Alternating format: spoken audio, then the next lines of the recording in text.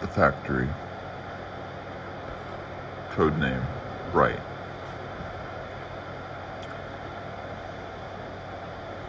SCP-001-05. SCP-001 is an 05's tale. Good evening, Doctor. No, don't stand up. And yes, I am who you think I am. Let's not make any more of this than what it is. You know my number, and I know enough about you to make a duplicate that even your mother wouldn't be able to tell apart from the real you. No, that's not a threat, just a fact. Now, as to my business here, it seems you have stumbled upon something above your clearance. Well, no, stumbled is not the right word. Dug up? Perhaps. And you are getting to the point where further digging would end in some fairly lethal gunshot wounds. This would be a sad state of affairs, as you are otherwise quite a good researcher. Therefore, you are getting something very few people in the Foundation ever get: an explanation. Yes, we were alerted when you first started digging into SCP-001. Every researcher who's been around for a while looks into it. Most are satisfied when they uncover the angel with the flaming sword. It's buried under enough levels. But then you started looking into the factory, and that is when I knew you wouldn't stop. So here it is, plain and simple. The factory is SCP-001, but it will never be written up. It was a choice I made early on in the creation of the Foundation, and still a choice I stand by. You researchers are far too curious. I'm not sure which scares me more. That we'll never understand the factory, or that we one day will. Well, I'm sure you're eager to learn more. The factory was built in 1835. Back then, it was just known as the Anderson Factory, named after James Anderson, a rather well-to-do industrialist. It was built in, well, we'll just say America, and it was the largest factory yet designed, a good mile across at its widest, 3 stories tall throughout, with a special 7-story tower by the front gate that Anderson lived in. It was designed to be the ultimate factory, capable of taking care of everything, including the housing of workers. People could be born, work, live, and die without ever leaving the confines of the factory. And work they did on everything from cattle raising and slaughtering, to textiles, to everything under the sun. Now, no one actually knows whether James Anderson was actually a Satan worshiper. It's just as likely that he followed some kind of pagan gods. What is known is that he was very exact in the building of his factory, and in the placement of the machinery within. Survivors claim the floor was engraved with arcane symbols that were only visible when blood flowed across them. But then the survivors claimed a lot of things. What is known is that Anderson made his money on the blood and sweat, and sometimes body parts, of the lower class. His journals indicate that he thought of them as less than human, being put on Earth to only serve his will. Of course, at that time, no one knew about his predilections, and so people flocked to the factory. A place to both work and live at the same time. Well, of course people wanted in.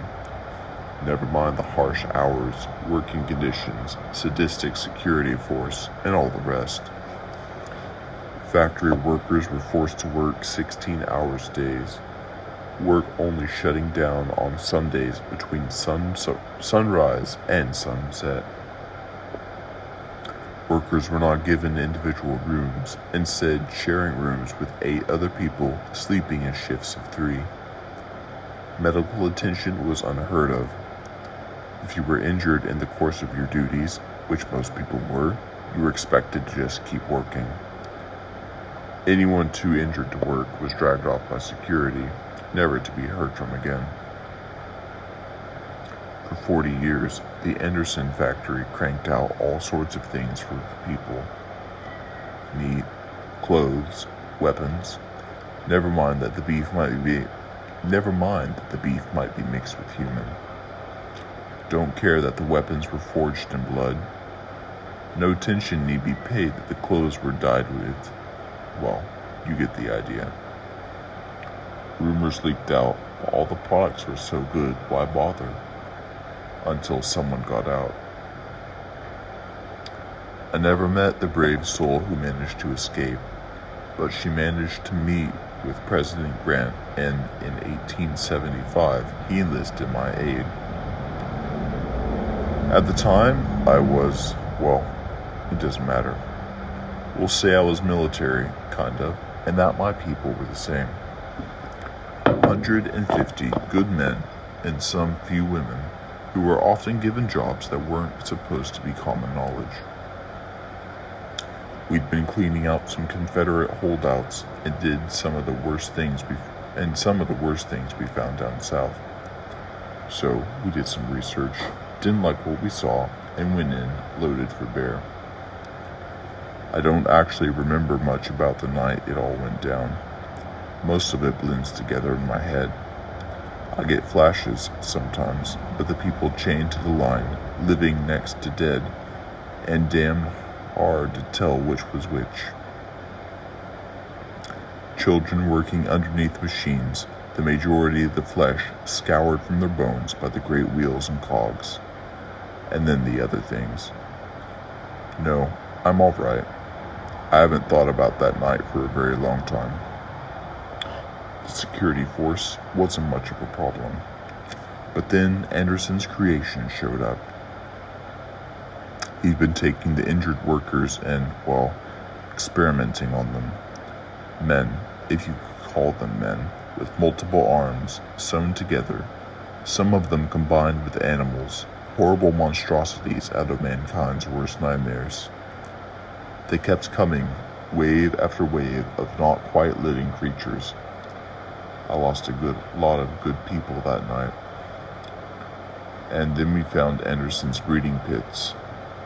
Girls as young as 8, chained to the walls, forced to be nothing more than... I'm sorry. Even today, more than a century later, the memories makes me see red. When we finally found Anderson cowering in his office, we hung him from the tower window with his own entrails.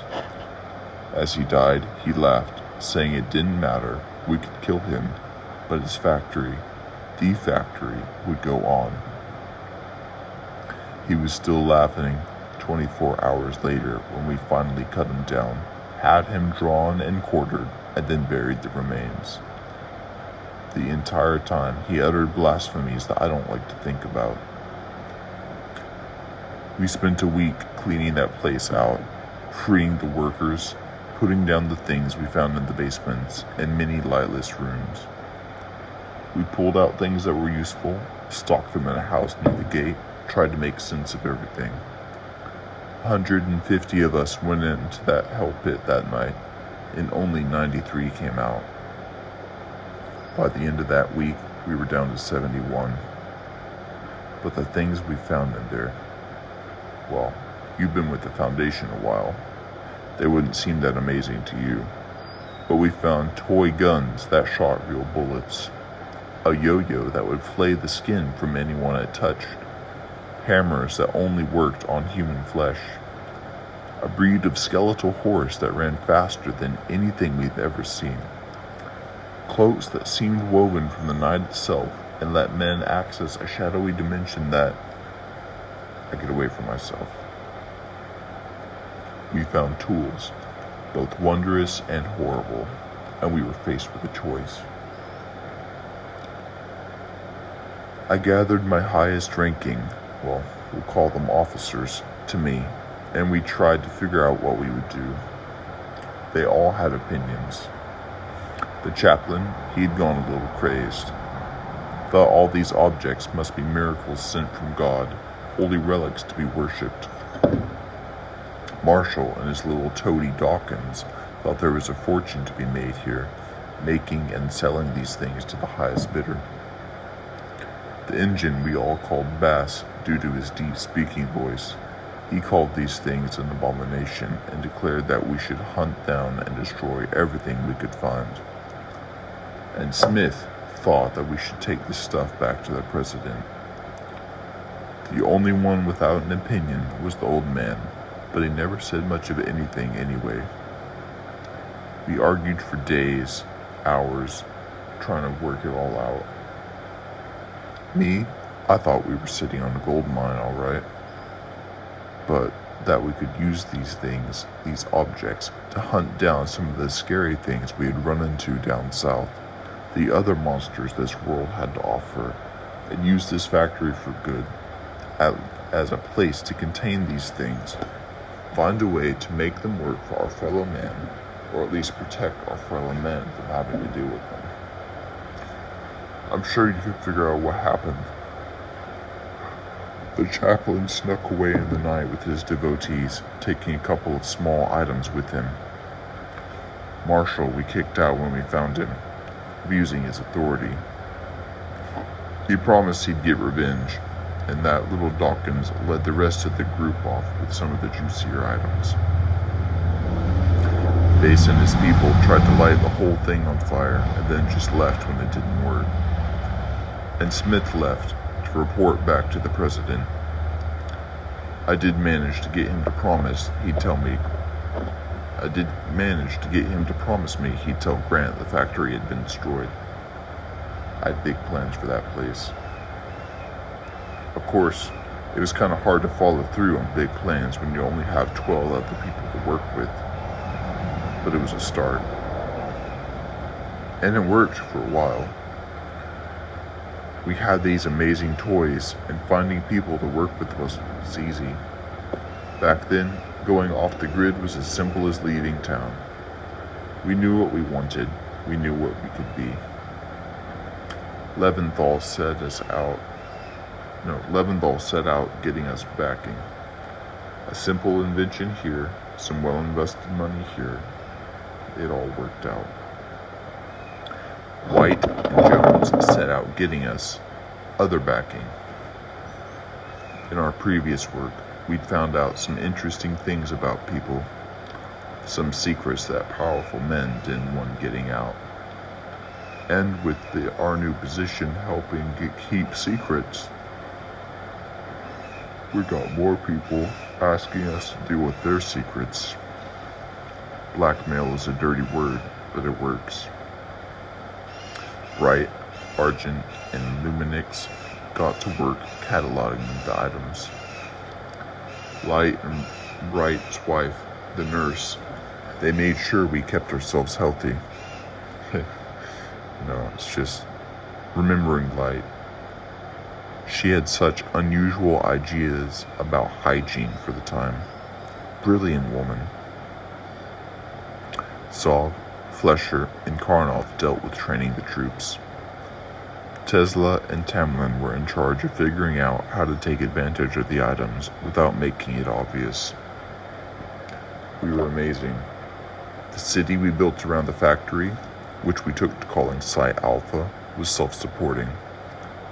Agents, researchers, operatives of all sorts, not by those names of course, but those positions, we expanded. I'm sorry, I'm an old man. I know I do not look it, but the body lies. The mind doesn't always remember right, and sometimes I get lost in my memories. Things get confused, but the long and simple of it is this. We used the factory. It always seemed to have more empty rooms to store things in. Back then, that was the word for them, things. No skips back then. We thought we had the factory tamed. That's one of the reasons I refused to quit this job. If there's anything I can do here, is remind people that we will never tame these things. Contain them, yes, but as we saw with Abel, tame them, never. After a decade or so, we were pretty organized. 13 original of us were being called by numbers, not names. We knew how to make things work. And if a thing or two vanished inside the factory still, and the occasional D-class, what? Yes, we had D-class back then. Disposables. That's where the D comes from. Had to have someone to test things on. Tesla and Tamlin were both very firm about that. But yes, sometimes we lost people who didn't matter. Dr. Bright, was fond of saying it was the factory taking its toll. You can't get something for nothing. 1911 was when it all went wrong. Things, we called them fairies. An entire race of things living beside us. They could look the same as you or I. The only obvious difference was an allergy to iron. Yes, that's why we called them fairies. No, you haven't heard of them. Why? Because it's the one time the Foundation wiped out an entire race of things, root and branch, and I'm the one who did it. We'd been hunting them for some time.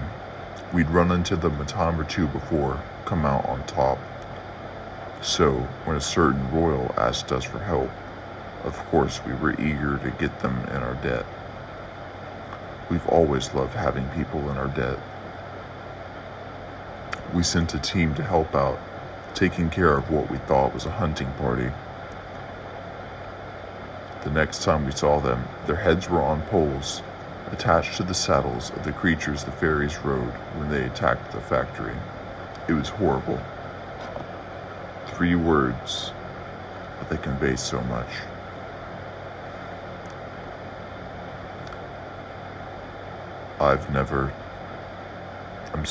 Give me a moment. I've never told this part to anyone. You should consider yourself lucky. And if you ever tell anyone any of what I'm about to impart on you, I will not just kill you, but everyone who shares your DNA in the worst ways possible. You'll think Procedure 110 Montauk is a walk in the park compared to what I do to you. We lost. The things came and they destroyed us, rode over our emplacements, slaughtered our people, shrugged off our weapons like they were nothing. I watched my 13 go down left and right, just trying to hold the factory.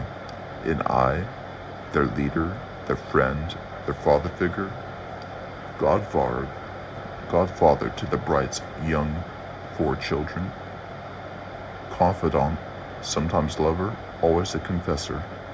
I ran like a scared little schoolboy, deep into the dark guts of the factory. I was chased by the things, always just one step ahead. I could hear them behind me, feel their breath upon my neck, and I came to a door I had never seen before. A bronze door covered in Arabic script of some kind.